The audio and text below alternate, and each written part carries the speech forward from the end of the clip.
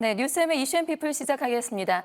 오늘은 고기동 행정안전부 차관과 함께 이야기를 나눠보겠습니다. 어서 오십시오. 네, 반갑습니다. 네, 안녕하세요. 자, 최근에 대구 경북의 행정통합 논의가 다시 불붙고 있습니다. 이제 본격적으로 논의가 되고 있는데 사실 이번이 처음이 아니고요. 2019년에 한번 논의가 됐었다가 중단이 됐었죠. 이번에는 2026년 7월을 목표로 해서 지금 추진이 되고 있는데 현재 좀 어떻게 진행이 되고 있는지 진행 상황이 궁금한데요. 네, 전체적으로 좀 말씀을 먼저 좀 드리겠습니다. 우리 인구 감소, 지방 소멸은 역시 국가적인 큰 위기입니다. 예. 우리가 2000년부터 대한민국 총위가 인구가 좀 현재 줄고 있습니다.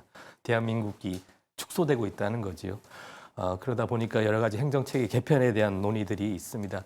최근에 제가 경상북도 영양군에를 한번 다녀왔는데요. 예. 면적은 서울보다도 훨씬 큽니다만 면적이 서울보다 크다고요?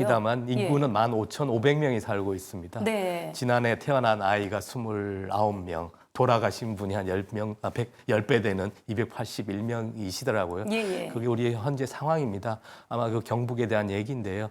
그러다 보니까 대구 경북도 그러한 아마 절실함을 가지고 있고요. 행정체계 개편을 해야 된다는 논의가 있었고 현재 절차가 진행 중입니다. 그러다 보니까 현재 전국적으로 많은 논의들이 되고 있는데요. 말씀 주신 것처럼 대구 경북의 논의가 있고요. 부산, 경남도 한번 통합해보자는 논의가 진행 중에 있습니다. 광주, 전남도 네. 같은 고민을 하고 있고요. 네. 그래서 전체적으로 행정안전부에서는 지난 5월부터 미래지향적 행정체계 개편 자문위원회를 구성을 해서 이러한 논의들 전체를 한번 포괄하는 마스터 플랜을 현재 준비 중에 있고요. 대구 경북에 같은 경우에는 대구하고 경북이 현재 머리를 맞대고 구체적으로 어떻게 할 것인지 안을 현재 준비 중에 있습니다. 예. 그 안이 오면 이제 정부 차원에서 적극적으로 지원할 계획을 가지고 있습니다. 네. 대구 경북도가 이번에 통합을 하게 되면 광역단체장체 간의 가장 첫 번째 사례가 될 텐데요. 가장 큰 장점을 손에 꼽으라면 어떤 게 있을까요? 우선적으로 시너지라고 볼 수 있겠죠. 예. 지금 두 개의 대구와 경북이 합치게 되면 500만 명 이상의 굉장히 큰 네. 자치단체가 됩니다. 그렇게 되면 아마 서울, 경기도 다음 정도의 큰 자치단체가 되기 때문에 여기에 따른 게 규모의 경제라든지 재정적인 효과라든지 여러 가지 측면이 긍정적인 효과가 있을 것으로 저희는 보고 있습니다. 그 밖에도 아마 이 논의하는 과정에서 아마 대구 경북의 네. 역사성도 있고 또 그러다 보니까 아마 주민들의 공감대도 충분히 확보를 해야 되는 고민들도 있는 것으로 알고 있습니다. 네. 그러니까 이로 인해서 메가시티론이 부상을 하고 있는데 앞서서도 말씀을 해주셨지만은 부산 얘기도 나오고 전남, 광주 얘기도 나오고 있어요. 이런 사례들이 많이 나오면은 좋은 건가요? 일단 아까 말씀드렸다시피 인구가 지금 줄고 있는 상황이어서요. 현재 있는 행정 서비스, 행정 체제만으로 이 줄고 있는 인구에 대응할 수 있는지에 대한 고민이 있고요. 그렇기 때문에 더 합쳐서 규모의 경제를 아까 말씀드렸다시피 하자는 것이고 행정도 또 통합을 하면 여러 가지 비용 절감하는 측면도 발생을 할 것 같습니다. 네. 그리고 기사에서 보니까 그 명칭을 가지고도 조금 신경전이 있다라고 하는데요.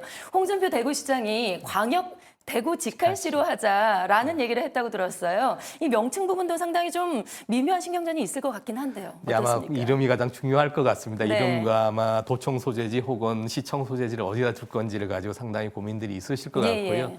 대구 직화시 그 명칭이 1980년대 썼던 명칭이고 현재는 대구 광역시로 저희가 쓰고 있고 경상북도이기 때문에 네. 아마 두 양 자치단체가 충분히 잘 협의를 할 것으로 저희는 생각을 하고 있습니다. 네. 또 도민들의 공모를 통해서 정해도 괜찮을 것 같아요. 네, 그런 방법도 있을 것 같습니다. 알겠습니다. 자, 앞서 말씀을 하신 대로 지역의 인구는 계속해서 감소를 하고 있고요. 수도권 과밀화 집중화 현상도 여전히 계속되고 있는데 지역의 균형 발전과 또 우리 지역의 활성화를 위해서 해관부에서 여러 가지 또 노력하는 사업들이나 정책들이 있다고 들었습니다. 좀 소개를 해주신다면요. 네, 좀 말씀드리겠습니다. 우리가 국토의 한 11.8%가 수도권인데요. 여기 인구의 절반 이상이 현재 살고 있습니다. 우리가 인구 감소 지역이라고 하는 89개 자치단체가 국토 면적으로 보면 60% 정도를 차지하는데 인구는 한 10% 미만입니다. 굉장히 불균형한 상태이고요. 이것을 좀 개선할 필요가 있는 상황입니다. 대한민국이 인구의 위기란 말을 씁니다만 정확하게 조금 더 살펴보면 서울의 위기이기도 합니다. 지난해 출산율이 서울이 0.55 정도였습니다. 전국 평균이 0.72, 73이었다는 것에 비해 서울이 집중하다 보니까 여기서 인구 감소의 여러 가지 부작용도 나타나고 네, 있는 인구가 것입니다. 많은데도 불구하고 출산율은 더 낮은 그렇습니다. 거죠. 그래서 대한민국이라는 운동장을 굉장히 넓게 쓸 필요가 있습니다. 그러다 보니까 지방자치단체들이 스스로 좀 잘할 수 있는 부분을 지원해 줘야 되는데요.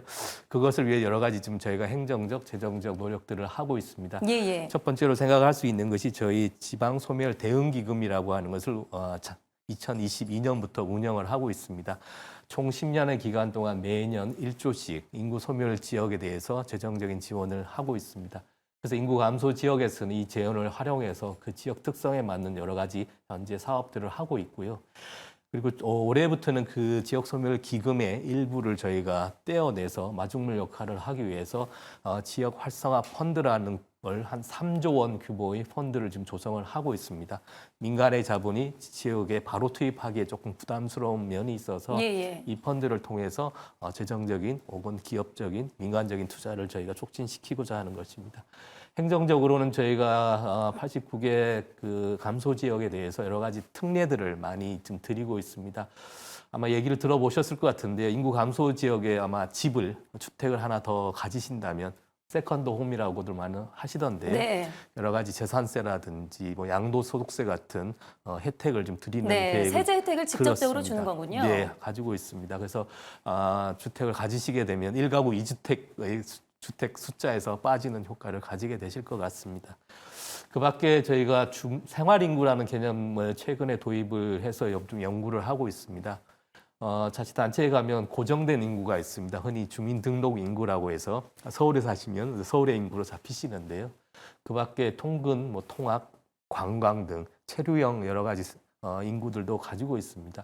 그걸 생활인구로 해서 저희가 하다 보니까 예를 들어 충북 단양군 같은 경우에는 주민등록 인구는 2만 8천 명 정도 됩니다만 생활인구로 치면 한 27만 명 왔다 갔다 하시는 분이 상당히 많게 됩니다. 예. 그 말은 거기에 맞는 여러 가지 행정 서비스, 관광 정책 이런 것들이 필요하다는 것입니다. 그래서 올해부터는 전 인구 감소 지역을 대상으로 생활 인구가 얼마나 있는지를 저희가 조사를 하고 있고요. 이 자료를 민간에게 오픈을 해서 창업을 내쓰신다거나 새로운 산업을 하시는데도 충분히 활용할 수 있게 해드릴 예정으로 있습니다. 예, 알겠습니다. 행안부에서 여러 가지 이제 추진한 정책들이 상당히 많은데 관심 가져보시면 좋을 것 같고요. 그리고 무엇보다도 우리 지역을 살리기 위해서, 지역을 활성화시키기 위해서는 생산 인구, 바로 청년들이 이 지역에 많이 와야 될 것 같아요. 그래서 청년들의 지역 정착을 위해서 또 지원하는 정책이 있다고 들었습니다. 예, 그렇습니다. 우리가 아까 인구 감소도 말씀드렸습니다만 또 자세히 들여다보면 청년 인구의 감소도 굉장히 심각한 상황입니다. 최근 10년간에 보면 183만 명의 청년 인구가 감소했는데요. 특히 125만 명, 한 68%는 비수도권에 있는 청년들이 감소한 것입니다. 그만큼 수도권과 비수도권의 청년들 간의 격차가 있다는 것입니다. 우리 청년들이 지역에 좀 체류를 하고 또 정착을 하고 체험할 수 있는 기회를 많이 드리고자 합니다. 왜냐하면 수도권에서 거의 모든 청년들이 생활을 하고 또 태어났기 때문에 지역을 잘 알지를 못합니다. 그래서 그분들이 지역을 경험할 수 있도록 여러 가지 제도를 갖추고 있는데 그중에 하나가 저희가 청년 마을이라는 것을 현재 운영을 하고 있습니다. 그래서 지역에 한번 살아본다거나 또 창업 등 일거리를 실험한다거나 주민들과 교류 소통하는 여러 가지 체험의 장을 저희가 마련해 드리고 있습니다. 아울러 지역에서는 일자리도 굉장히 중요합니다. 그래서 지역에 있는 기업들이 우리 청년들을 채용할 수 있도록 하거나 또 지역에 창업이 충분히 이루어지도록 지방자치단체 차원에서도 전담 조직을 마련해서 이분들을 지원하고 있는 체계를 갖추고 있습니다. 네, 그러니까요. 방금 기업 말씀을 하셨는데 이 청년들을 오기 위해서는 일자리가 창출이 돼야 되고요. 일자리를 창출하기 위해서는 또 먼저 기업이 와야 됩니다. 이 기업들을 지역에 정착시키기 위해서 또 지원하는 정책이 있다고 들었어요. 예, 그렇습니다. 수도권에 있는 기업들을 지방으로 이전하거나 혹은 지방에서 창업할 수 있도록 하는 여러 가지 정말 많은 정책들을 현재 가지고 있습니다. 먼저 지방으로 이전하거나 지방으로 창업하는 경우, 특히 인구 감소 지역, 특히 비수도권에 있는 기회발전 특구에서 창업하시는 기업의 대상으로는 취득세라든지 재산세를 저희가 아주 파격적으로 감면을 해드리고 있습니다. 특히 근로자들께서 지역에 가셨을 경우에 주거에 문제가 있는데요. 그분들을 위한 근로자를 위한 정주 여건을 개선한다거나 또 문화시설을 갖추는데도 저희가 재정적인 여건을 재정을 현재 투입을 하고 있는 상황입니다. 아울러 지방자치단체 입장에서도 투자를 굉장히 유치할 수 있는 역량을 충분히 확보하는 게 필요해서 거기에 대한 컨설팅도 현재는 진행하고 있습니다. 네, 그야말로 뭐 지역의 위기라고 할 수가 있죠. 지방 소멸의 위기를 막기 위해서 앞으로도 차관님께서 열심히 좀 뛰어주시고 노력해 주시기를 바라겠습니다. 지금까지 행정안전부 고기동 차관과 함께 이야기를 나눠봤습니다. 고맙습니다. 감사합니다.